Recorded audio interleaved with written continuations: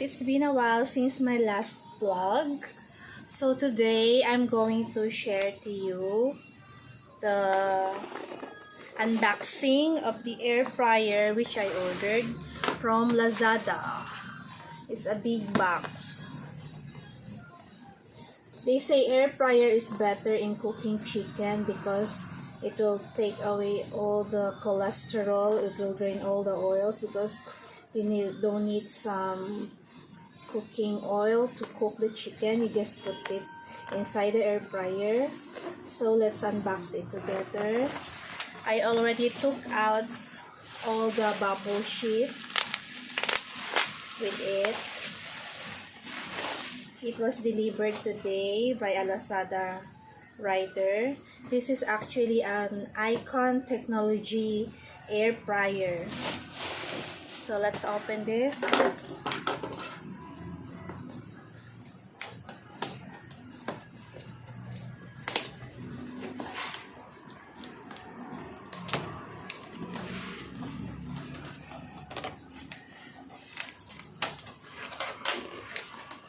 So it arrived in a great condition. The box are okay. It's not folded in any side.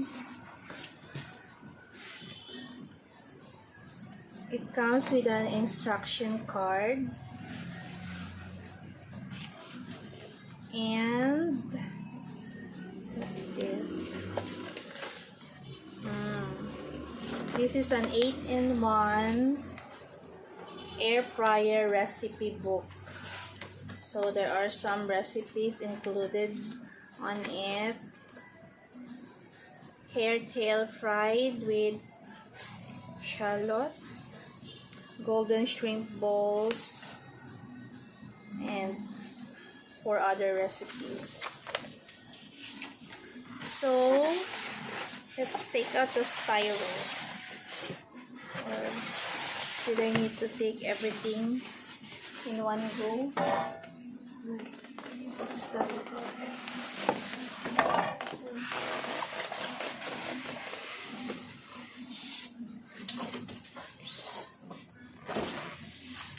Then I have to invert it again.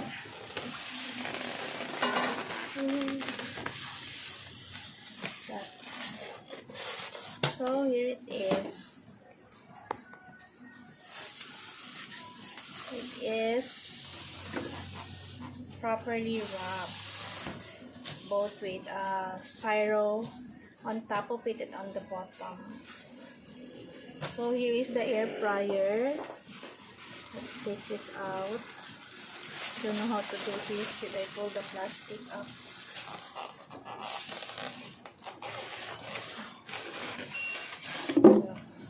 It's quite big.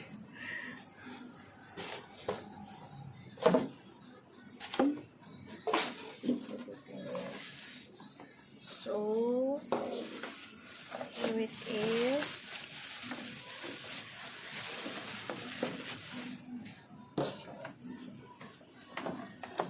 Plastic.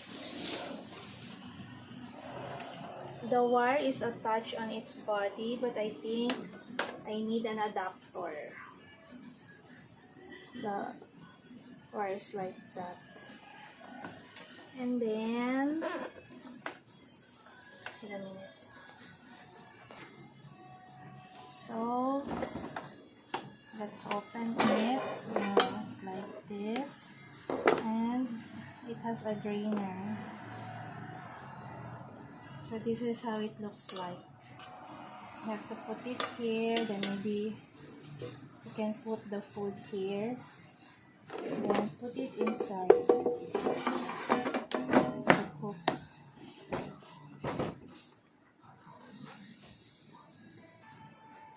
So I found an adapter here. We will use this one to check if it's working.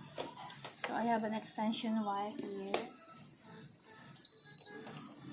What happened? So it's blinking. Can you see it?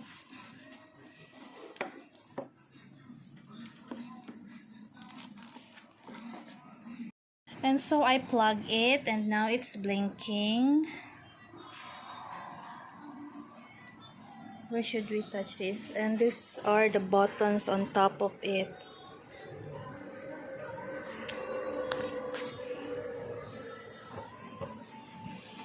I don't know how it works. Wait.